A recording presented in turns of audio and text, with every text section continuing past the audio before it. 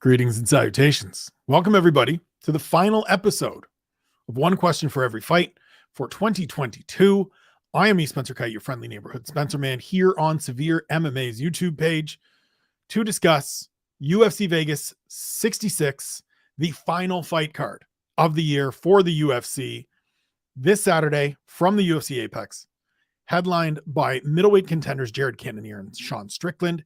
It is the third straight event in the month of December that has been a quality fight card, a card that fits sort of my ideal of what I want from each tier of the fight cards that the UFC tends to present. We started with an event on ESPN with Stephen Thompson and Kevin Holland in the main event. We moved last week to UFC 282, culminating in a couple of janky decisions or questionable, debated decisions, I should say. And now we move on to the final event of the year, a fight night card from the Apex that is a quality show. It's another good card. Top to bottom, this should be an entertaining collection of fights. There's some top 10 matchups. There's a couple other top ranked competitors. I should say top 15 matchups. A couple other ranked competitors, some prospects, some good fights between veterans. A whole lot of stuff to get into. A good way to close out the year for the UFC. Send us into this nice little 3-4 week break where we don't have any fight cards, where we can talk about everything that has transpired this year, everything that's on the horizon for next year. I can get into my fighters to watch and many other things. So we'll get into it.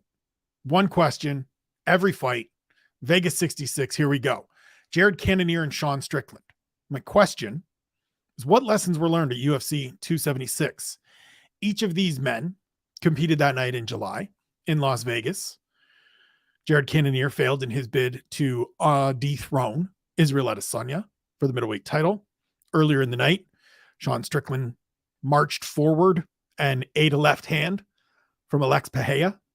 Those two men later fought last month at Madison Square Garden for the middleweight title, Pereira dethroning Izzy.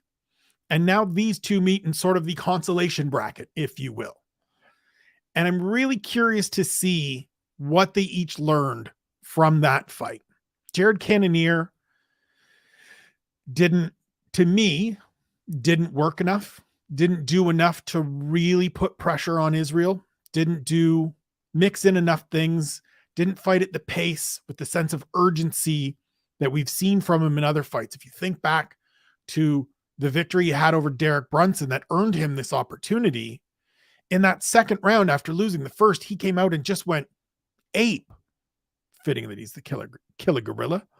He just went ape though. He just took it to Derek Brunson and put it on him, got the finish, got the stoppage, and got himself a title shot. And then went into UFC 276. And I don't know if it was the moment. I don't know if it was headlining, the magnitude of everything, whatever it may be, but he just didn't quite look like himself. Some of that certainly has to be attributed to Israel Adesanya, who is terrific, makes guys look terrible because he is that good. On the other side of the octagon, we have Sean Strickland, who I spoke to before this fight for a story that is up now on the UFC website. And he said, look, I was fighting a gigantic human being. It throws off the calculus a little bit of what you need to do in the cage. I was planning to wrestle. I just didn't get there. Right. I made it 2 minutes, 2.5 minutes, and I just didn't get there. I didn't get to the point of changing levels in wrestling, and these things happen in MMA, as Harry would say. But I do wonder if that performance and that fight kind of resonates with Sean Strickland a little bit and gives him a little bit of greater urgency as well. An understanding that if that's the plan, if that's the thing you're looking to do, just go out there and do it. There's no need. That was a 3-round fight. There was no need to burn time trading with Alex Pereira, because he's going to do what he did to you and what he subsequently did to Izzy, right? If you give him enough time and enough opportunities on the feet, something's going to hit you that's going to scramble your circuits. We've seen that. And listen, he won't always get the finish, because I'm sure there are people that are like, well, he didn't do it to Bruno Silva. Great. He still won that fight rather handily. And so I'm just really curious to see what the bounce back looks like for each of these guys. Do we get Cannonier? coming out with a little more urgency and a little more force as he did in some of these middleweight wins that got him to where he was in the summer? Do we see Strickland coming out and pushing a pace more and looking to hit those level changes or fit-ins or get into any kind of grappling rather than just coming out and looking to strike and working behind? It's clean, technical striking that Sean Strickland has. Good 1-2s, but it's not a ton of power. And so does he look to mix things up a little bit more to keep Cannonier and other future opponents off balance so that he doesn't just march forward into some of these big shots? We talk all the time about the tests and needing to see athletes pass them in order to move forward. But just as important to me is what an athlete looks like coming back off a loss, coming back after failing that test, right? Each of these guys failed the biggest test that they've had to date in their respective careers. Last time out. Now they face each other, and we're going to see who took away more from those setbacks. Lightweight division, Arman Tsarukyan and Damir Ismagulov. I adore this fight. And my question is, did we glimpse Ismagulov's ceiling last time out? I say that, and we'll start with this. The man is 21-4. He's on a 19-fight winning streak. He is undefeated in the UFC. Last time out, he won a split decision over Guram Kutateladze. And if that's his ceiling, it's still a pretty high ceiling. He's ranked number 12 in the lightweight division. So his ceiling, potentially being top 15 lightweight in the UFC, is a pretty nice ceiling, right? Like if average is the 8-foot ceilings that you have in most homes, not bad is the 10-foot ceilings I have here. Even better is the great big vaulted whatever you have in some of these mansions. And so I would say Ismagulov, being where he is, coming off the fight he had last time, if that is the ceiling, it's still pretty good. But I'm just really interested to see now that he goes in there with someone younger, someone I think that has a more, maybe not even a more diverse skill set, but a skill set that they apply more diversely in Arman Tsarukyan, who's coming off the fight with Mateusz Gamrot. That is still my fight of the year, that I still think Tsarukyan did enough to win, that I still think is a guy that can be a legitimate contender in this division. And we're going to find out if there's another tier, another level, another gear for Ismagulov. Again, where he's at and what he's done thus far, who he is right now, terrific fighter. Be really interesting if there's even more, though, because we've seen little glimpses, right? His striking is great. When he gets into it, his striking is great. His grappling is solid. But can he take it that next step? Was the reason it was such a close fight last time out that Kutateladze is that much better and is that good, and we just haven't seen it yet? We just haven't had that real affirmation of it yet from him? Or is it that Ismagulov has sort of reached that upper limit of where he can be? He's got some good wins in this run in the UFC. Yoel Alvarez is a good win. Thiago Moises, good win. Rafael Alves, pretty good win. But Tsarukyan's to me, a different animal. He is a top 10 fighter. Again, I think he can be a contender going forward. And so we're going to see here, in my opinion, or I'm hoping to see whether Ismagulov has that ability to work forward a little bit more. And it doesn't mean he has to win, right? This is another one of those situations where it's not win to move forward. He can go out and look really good in this fight, catch a loss, and my estimation of him will still increase because that's how highly I think of Arman Tsarukyan. And so this is just to get that top tier, top level competition read of Ismagulov, who has been very, very good for a very long time and may be even better than I believe him to be at this point. And I believe him to be really goddamn good. As I said, can't wait for this fight. Love this fight. This fight has little bits of Topuria Mitchell for me. That's how much I love this fight. That was a great fight. Go watch the takeaways. Watch Harry and I just be just blown away. Look, I'm at a loss for words for trying to qualify what we thought about that fight.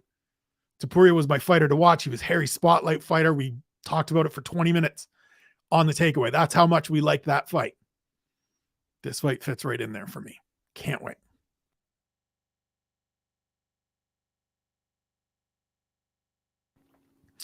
Move to the flyweight division. Amir Albazzi and Alessandro Costa. My question is, will Albazzi be a contender in 2023? Prior to some changes, this fight was going to really give us an answer. Originally, this was supposed to be Alex Perez. Perez was then removed or had to withdraw for undisclosed reasons. Shifted to Brandon Royval. Royval got hurt, broke his wrist, I believe, and has subsequently been replaced by Costa, who competed in the first fight this season on the Contender Series. He won a split decision, didn't get a contract, went back to the Luke's Fight League in Mexico, got a 12-second knockout win, and here he is on short notice. I don't necessarily think that a victory over Costa on Saturday confirms anything about Amir Albazzi that we don't already know or believe. He is a top 10 fighter in this division. He looked tremendous last time out. He will probably look tremendous here. Again, what I'm really curious to find out and what I really want to see is whether this guy, similar to Ismagulov, been good to this point, been very good to this point. What's the next gear? What's the next step? Where's the point where you start running into trouble? Because thus far, we haven't really seen him troubled too much in the UFC, which is crazy to think about. He's 3-0 in the UFC, looked great in all three fights. How good can he be? Trains with the Basharat brothers, who are very good. Bantamweights, up and coming, both undefeated, super talented.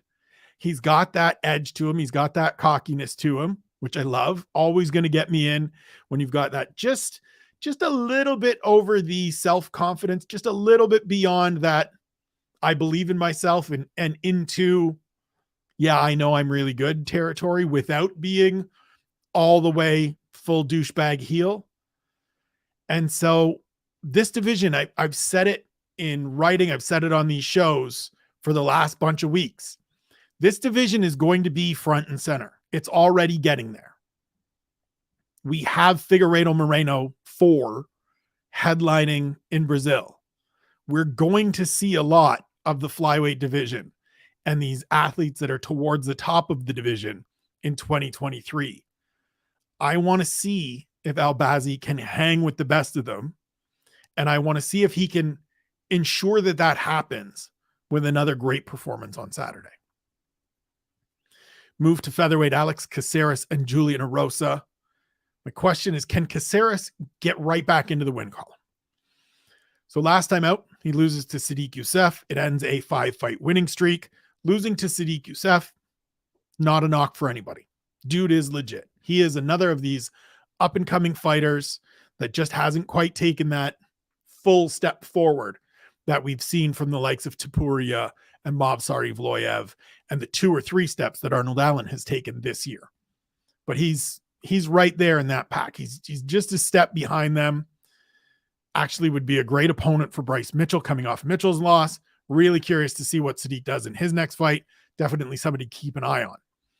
The reason I'm asking the question about Caceres getting right back into the win column is that historically speaking, Bruce Leroy loses in bunches and clusters. Like it's never just one. So if you go back all the way back to the start of his career, the first set of losses, the first couple losses, right? He loses 2, wins 1, loses 2 more. So he goes 5 fights with 4 losses. That grows into 5 losses in 7 fights. Then he goes out and he wins a few in the UFC. Then he loses 3 straight. That becomes 5 out of 7. That becomes 6 out of 9. That becomes 7 out of 11. And then he goes on this nice run that he was on going into the Sadiq Youssef fight. And he loses the Sadiq Youssef fight. And so historically speaking, this is the start of not a great stretch for Alex Caceres. If you look at the totality of his career, losses in clusters. Julian Erosa is a dangerous competitor. He's a dude that can go out there and beat you in a bunch of different ways. He's happy to get into an absolute firefight, as we saw with Steven Peterson earlier this year, but he's also happy enough to go out there and just beat you technically, as he did against Hakeem Dawodu last time out. He's got 3 good wins in a row. It's Charles Jourdain, Stephen Ocho Peterson, and Hakeem Dawodu. Those are good wins. Don't look now, but Juicy J has really cemented himself in this division. And if he goes out and beats Caceres, not only will Alex Caceres continue on the history of Alex Caceres, but Erosa will head into next year as a guy just outside the top 15, that there's not going to be a lot of people lining up eager to fight as they're trying to work their way up the division. And so I just want to see, like, I know this is going to be an entertaining fight. It's probably going to be a chaos fight. Good bet for fight of the night, just given who the two of these guys are. But I want to see if Caceres can avoid the extended struggles or the multiple stumbles after one another that he's traditionally encountered in these spots.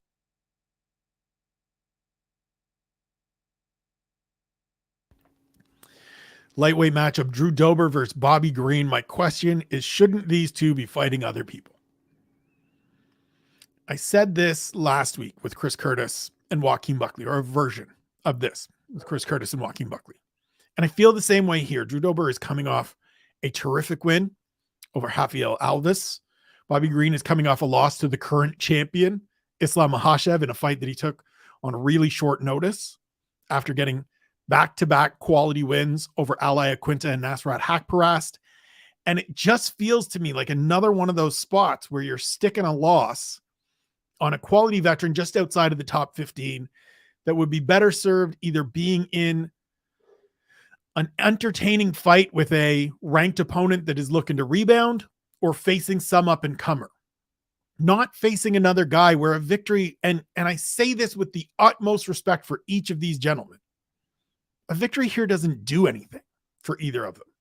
And not that these guys are in a position where they're looking to really build, or we're thinking that they're going to start building a run into the top 15 or the top 10, let's say, because lightweight is deep and there's a bunch of young talent.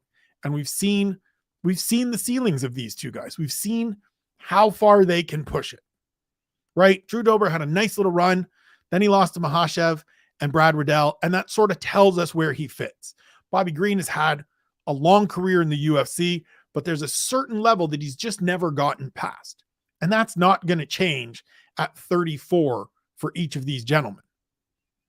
But there's still a great deal of utility to them. They're still very vital pieces of the lightweight ecosystem.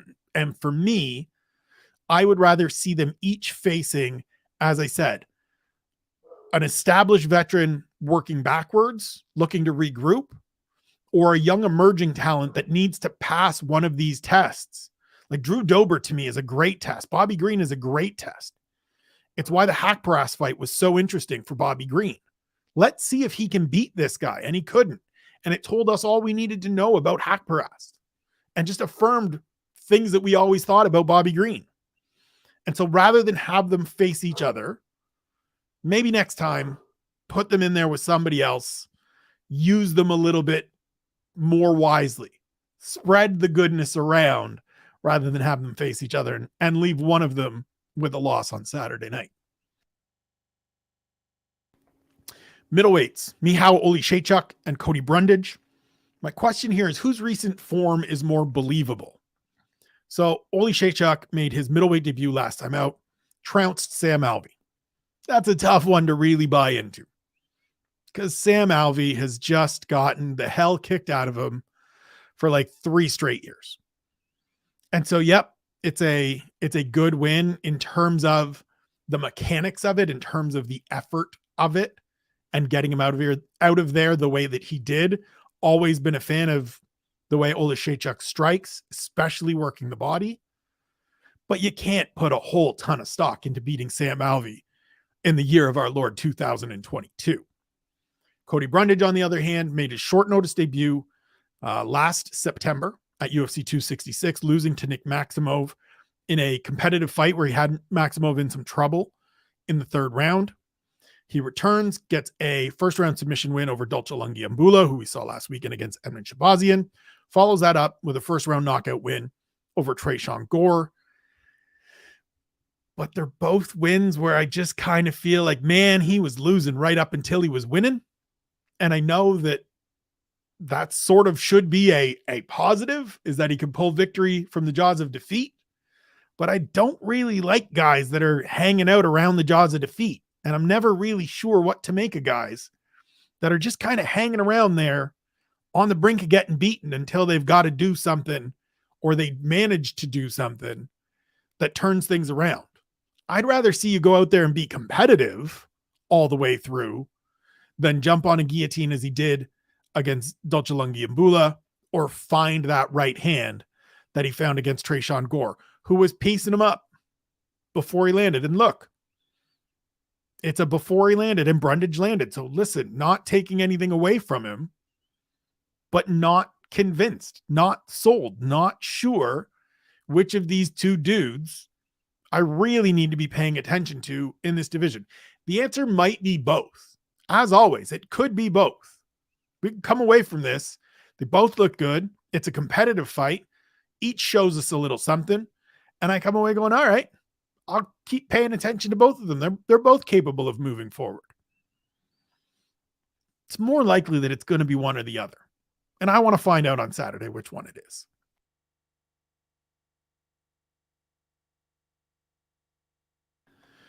We'll move on to the prelims, closed out by a strawweight fight between Cheyanne Vlismas and Cory McKenna. My question is, was the London loss ultimately really great for Cory McKenna? So she came off Contender Series, got a win over Kate Hansen in her debut, then was off for well over a year. She came back in March, the first London show of the year, and lost the split decision to Elise Reed in a fight. We did a watch along here at Severe. Throughout that fight, we were shouting that Cory McKenna needed to grapple. She has the shortest reach of anybody on the UFC roster and was not closing the distance and got picked apart on the outside for 2 rounds, finally started to grapple in the third and had some success, loses a decision, feels terrible. So be it. She comes back a few months later, facing Miranda Granger, giving up a ton of reach and a ton of height. And she comes out and grapples right out of the gate and looks great. I mean, great. Dominates the first round.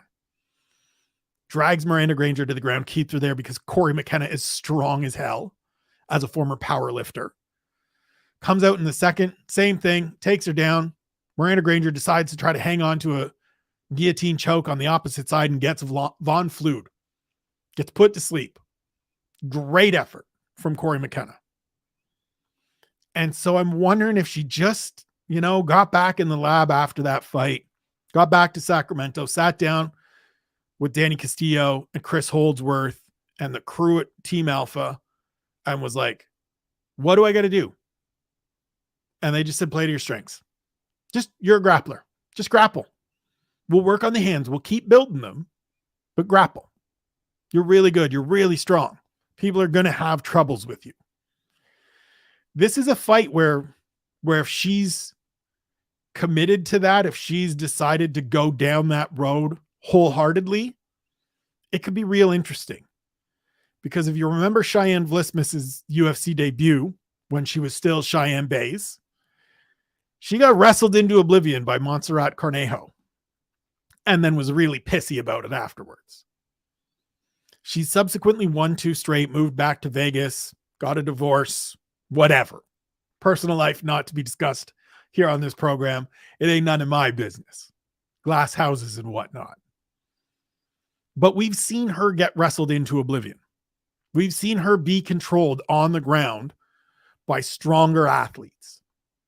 And I would bet you dollars to donuts that Cory McKenna is the stronger athlete here. And so if she has taken that London loss and said, well, I don't want that to happen again. I don't want to feel that again. I'm going to just play to my strengths. We could be in for, Cheyanne Vlismas could be in for a long night, and we could be in for another good performance on the canvas from Cory McKenna. Welterweights Jake Matthews and Matthew Semelsberger. My question is, are we witnessing the start of a Jake Matthews ascent? So, 2 fights back, Jake Matthews loses to Sean Brady, and none of us bat an eye because Sean Brady's great. He's one of the best up-and-comers at the time in the division. Subsequently lost a fight, but hey, people lose fights. He lost to Bilal Muhammad. Like, come on. Everybody's been losing to Bilal Muhammad, who should, just sidebar, if Kamaru Usman can't go in London and Leon Edwards needs to defend that title, it's Bilal Muhammad's shot. It may not go to him because there's a long-haired street Jesus fella out there that may get the opportunity, as ridiculous as that is. But if we're going on merit, it's Bilal Muhammad's shot, and it's not even close. And now back to our regularly scheduled program. So Jake Matthews loses to Sean Brady. He's off for a year because of a fight with Jeremiah Wells.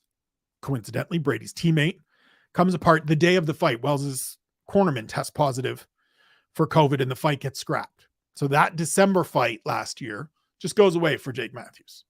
And he doesn't return until June in Singapore against Andre Fiallo, who is on a 2-fight winning streak, 3 fights into his UFC career, 4th fight in 3 months, 4 months, whatever it is. Like, he's just burning through them, right? It's June, so it's 6 months, 4 fights in 6 months, but his third straight month with a fight. I got there. It took me a while. And Matthews just comes out and beats him handily, soundly, looking great doing it. I mean, it makes you all, made me sit up and remember that Jake Matthews is still only 28, but he's been here for a hot minute. This will be his 17th UFC appearance. He's grown into big athletic frame, good power, good speed for this division, good striker, legit black belt in his back pocket if he needs it. We could be seeing a kid that's just a bit of, it's not even late bloomer, but it's late bloomer because he's been around since he was 19, right? I think we lose sight of that a little bit. There's this weird thing that happens, at least for me, and I don't know if it's the case for you. I can only speak to myself. When people have been around, when athletes have been on the roster or in the league, if it's the NBA or NFL or whatever it is, for a real, feels like an extended period of time, you sort of lose sight of how old they are or where they're at in their developmental curve. Jake Matthews has been in our life since Tough Nations when he was 18 years old. He made his UFC debut when he was 19 and got a win. He's already got 11 victories in the UFC, and he's only 28 now, like just turned 28 in August. So it's not like he's turning 30 next month, just turned 28. Like he's just into his prime and he's starting to put it together. He looked great against Fiallo. And now Matthew Semelsberger is a guy that can match Jake Matthews in terms of the athleticism, right? Former D1 defensive back, big power, 2 knockouts in 16 seconds or less last year, albeit against lesser competition. But if this is another win for Jake Matthews and he turns this into 5 wins or 6 wins in 7 fights and back-to-back wins this year, where the one blemish of late is Sean Brady, we got to start talking about Jake Matthews as a dark horse and somebody to really keep tabs on in 2023. Because as I said, the skills are there. Go back and watch the Fiallo fight. I watched it this morning. It's a great performance. He's patient. He's measured. He picks his spots. All the things that he did when he was younger are gone. He's not rushing anything. He's not wading into firefights that he doesn't need to be in. He just stands in there and is like, cool, I'm faster than you. So when you throw, I'm going to counter and I'm going to hit you and it's going to hurt because I'm a great, big, strong human being. And when he gets Fiallo hurt, he doesn't rush it. He just continues to pick his spots and he eats a couple, but he continues to go forward, gets him out of there. And it's a great performance. And if he follows it up on Saturday, welterweight's got another guy to keep tabs on. Move to the middleweight division. Julian Marquez, Deron Winn. Is this a loser leaves town match? I hate talking about these. I hate having not a lot else to say other than this, not a lot else that's at the forefront of my mind other than this. But it sort of feels like this is the conversation we need to have about this fight. And as always, it's not me advocating for anybody to be released from the UFC, for anybody to not get to continue pursuing their dreams at the highest level they can achieve. It's just being realistic about the roster, the division, where these athletes are at in their careers. So Julian Marquez enters off a loss to Gregory Rodriguez. He earned a pair of victories before that, coming back off of the multiple years away because of the shoulder latissimus dorsimus injury that he had, latissimus dorsi injury that he had. Deron Winn is coming off an absolute hellacious beating at the hands of Phil Hawes earlier this year. He is 1-3 in the UFC after starting his career 6-0. Sorry, he's 2-3 in the UFC, but is 1-3 over his last 4 fights after starting his career 6-0 and being sort of regarded as somebody to keep tabs on, which feels a little bit like we bought into Daniel Cormier telling us this guy's going to be great, and none of us really looking and being like, wait, he's 5'7" and fights at middleweight. It's hard to do. And so I just wonder if whoever loses this fight is able to just avoid being told thanks, but we'll see you later.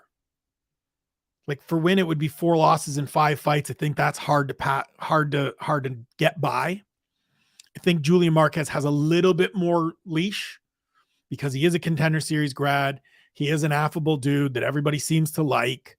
He does have those 2 wins prior to the loss to RoboCop, so it would be 2-2 in his last 4. It's only 2-3 in his last 5 if he does lose. But I also think there's just a point where the UFC, and maybe this isn't the case. And look, middleweight is a division where they kept Sam Alvey around forever.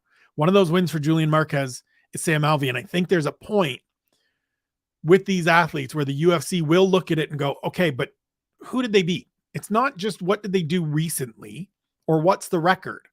It's also who did they beat? And the guys that Julian Marquez has beaten are no longer in the UFC. It's Darren Stewart, it's Sam Alvey, and it's Maki Pitolo. They're all decent fighters. They were all okay wins at the time, but none of them are. There's not a win in there that makes you go, okay, if he could just get back to that. Like, remember he did that to that person. There's not that. Deron Winn certainly doesn't have that. His win is Antonio Arroyo. And it's not Tom Lawler. Tom Lawler was the fight on the Chuck and Tito card. It was Eric Spicely was his debut win. And that was a tough fight, a close fight for him and Eric Spicely. Not in the UFC. So I just wonder if another tough outing, another setback for either of these guys leads to them getting the handshake and then we'll see you later. I don't want it to happen. I don't want anybody to lose their job. I want the UFC roster to be 1,000 people and all of them get paid a yearly salary for being on the roster. But that's not how it works. And we have to talk about these things in frank terms sometimes. These are the frank terms for these ones.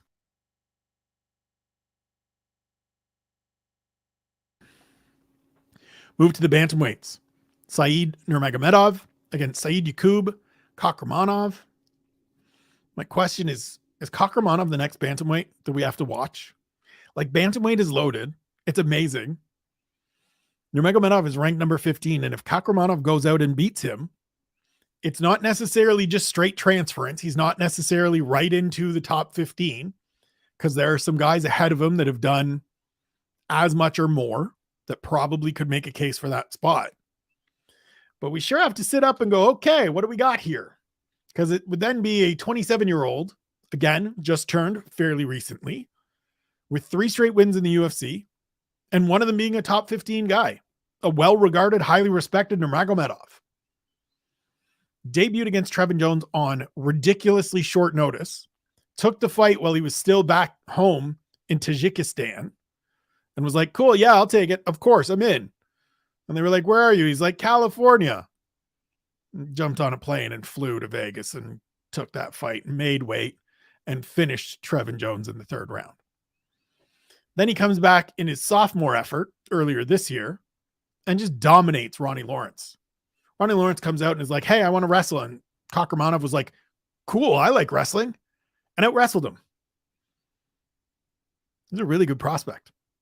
And I know 27 is a little bit older for calling somebody a prospect, but he's 10-2, doesn't have a ton of experience. But what we've seen so far is really good. And if he can go out and beat Nurmagomedov, whose only loss in the UFC is Honey Barcelos, who we all think highly of and should, then this is one of those like, okay, we've got yet another person in the bantamweight division to pay attention to. And it just further strengthens the argument that bantamweight is the best division. Like at this point, I don't see how you can make an argument for anyone else. I'll give you that lightweight is great, but depth and overall quality of talent, it's still bantamweight for me, and it's not close. And if this dude goes out and picks up a third win on Saturday, add him to the list. We already should be watching him because this is another one of those instances. He can go out and lose, but it's to Said Nurmagomedov, and we can go, okay, he is for real. Let him regroup. Next chance at this, couple more wins, little more building. He'll be in there. Love this division. I love this fight. Let's go. Next up, lightweights, Rafa Garcia and Mahashite. My question is, where does Mahashite fit in the lightweight division? And look, I'm not asking this question now of like, is he a top 10 fighter? No, he's 23. It's his second fight in the UFC. But what I am curious about is just getting a general sense of sort of what to expect from him or what's reasonable to forecast of him going forward. So he won his debut. He won his fight on the Contender Series, beating a guy I'm familiar with, Achilles Estremadura, who is the Battlefield Fight League lightweight champion out here in Vancouver. Dominated that fight. Looked great. Deserved the contract, got the contract. Makes his debut at UFC 275 in Singapore. Clubs Steve Garcia in the first round. Great performance. Really good finish. But again, he's 23. He's another one of those Chinese athletes that has a ton of results, but you don't know how much stock to put into them because at times they're fighting every week. And so if you're fighting every week, you're either not facing real competition or you're not getting enough experience in training and learning and growing inside the gym. So I kind of just don't put a lot of stock into it. I put stock in the win over Estremadura. I put stock in the win over Steve Garcia. And now he fights half of Garcia. That, again, it'll tell us a little bit more. Right? Garcia took a short notice fight against Drakkar Klose last time out in Dallas at the end of July. Lost that fight, but there's no shame in that. He looked good in his 2 wins before that against Jesse Ronson and Natan Levy. This is just one of those ones for me as the guy that will be writing very soon a very lengthy and detailed fighters to watch series that covers every division. This is just a chance to get another read on a Chinese fighter, on a young fighter that I don't have a lot of information on yet. And so I want to see what I can pull from Saturday. I have a good sense of who Rafa Garcia is and where he fits, what his upper limits probably are, even if I'm projecting them to like the highest degree of those upper limits. And so I get to see Mahashite in there against him, measure that off, see what the fight tells me, and go from there. We move back to welterweight, Rinat Fakhretdinov. I screw up his name all the time. I want to throw an extra Dinatov in there. Fakhretdinov against Brian Battle. My question is, how much more has Brian Battle improved? I know everybody wants to slag the Ultimate Fighter all the time because, oh my God, it's still going and it's all the same and they're just in the house. Yeah, don't watch it if you don't like it. It's quite all right. It's okay. You don't have to sit there and watch it. And if you don't watch it, the idea of you wasting breath telling everybody how terrible it is or waxing philosophical about why the UFC still just leave it be. Just ignore it. It's fine. You're allowed to do that.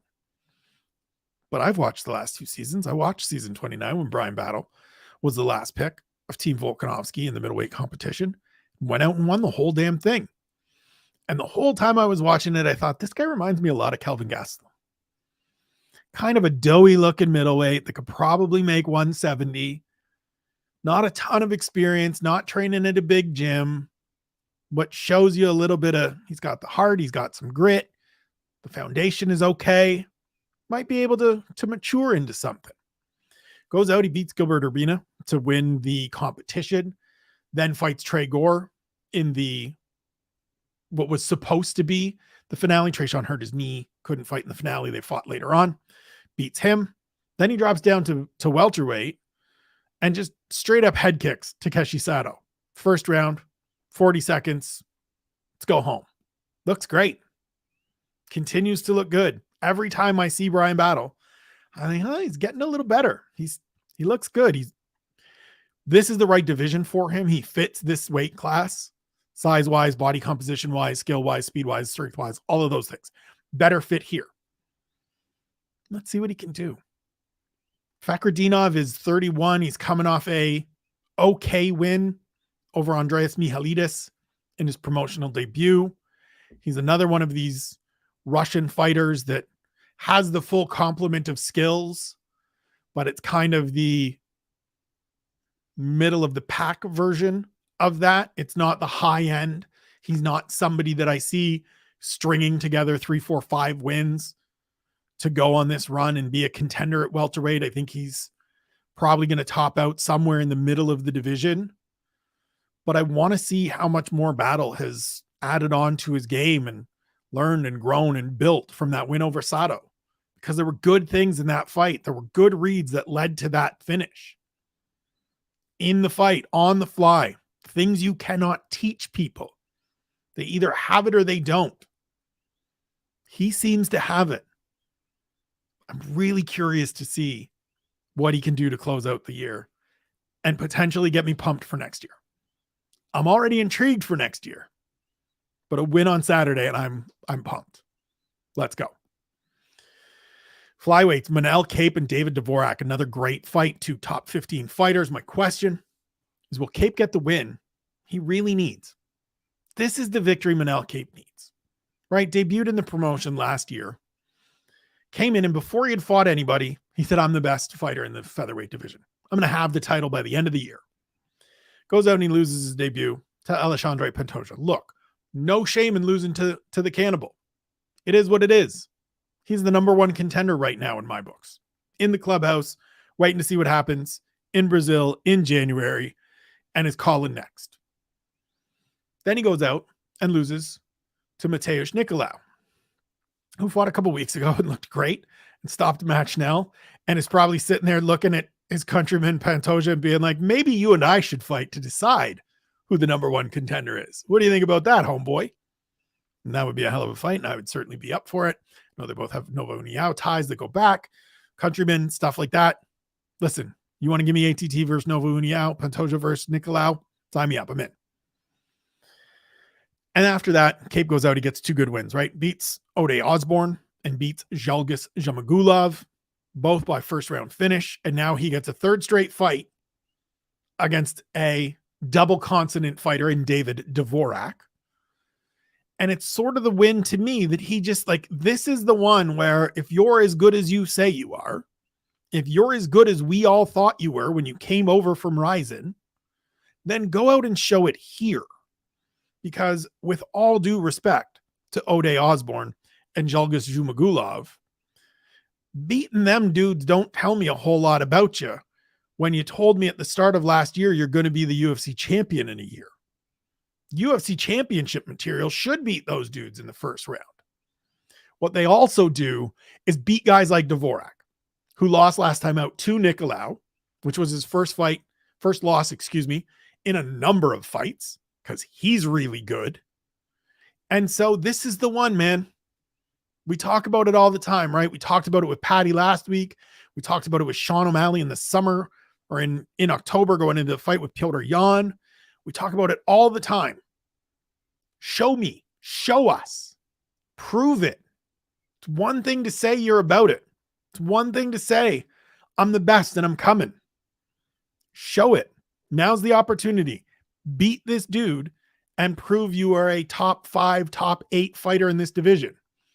Put yourself in a position to face one of those upper tier guys next year and show that you could get past that hurdle. Because right now, the evidence says you cannot. All I can do is go on the evidence. Show me. Let's go, Starboy. We get to the opener. Back to the bantamweight division, Sergey Morozov and Journey Newson. My question is, who doesn't like early afternoon Sergey Morozov? This fight card starts at 1 p.m. for me, which means I get Sergey Morozov at about 1:15. Dude's always in entertaining fights. He's well-rounded. He's competitive. He's feisty. I get Pahumpa in the corner shouting stuff to him. Always a good time seeing my guy Pahumpa out there. Like, this is great. I love this. This to start the day. 1 p.m. fight card kickoff. Main card at 4. Done by 8 o'clock. Absolute latest. Probably like 7:30. That's a good way to wrap up the year. And that's a good way to kick off the night. Like, again, been talking about it for a number of fight cards now. Not every fight has to be massive divisional stakes and real ramifications. They can just be fun fights, and this is going to be a fun fight. Sergey Morozov is incapable of being in boring fights. Journey Newson was in a fun fight last time out against Fernie Garcia. Before that, he got kicked in the head by Randy Costa, and that was fun to watch. Every fight he's been in has been entertaining. So you're giving me 2 entertaining guys to kick things off at 1 o'clock in the afternoon so that I'm going to still have my Saturday night to kick back, relax, watch a movie, pop a bottle of wine, and just hang out with my wife. That sounds like a good time to me. Sounds like a cool way to start the final fight card of the year. And that is a good way to wrap up the final episode of One Question for Every Fight for the year. Listen, I'm going to be saying this a bunch this week, so please forgive me for my repetitiveness, but it has been an absolute joy to come over and connect with the crew at Severe, to join the team, to be on the platform, to put this stuff out to all of you that watch it, all of you that consume it on a weekly basis. It means the world to me that I am here, that I am getting to do this stuff, that you folks are appreciating it and enjoying it and gaining knowledge from it, hopefully. So thank you. Please leave any thoughts, comments, concerns, rate, review, all of that stuff in the comments. On Twitter, you can hit me at Spencer Kite. I'm always there. I'm happy to discuss anything with everybody. It's been an absolute pleasure, guys. I cannot wait to wrap up the rest of this week. We'll be back tomorrow with 10 things, Friday with picks and plays. We'll close it out for the year on Tuesday with the takeaways, me and Harry Powell. Until then, we'll talk soon.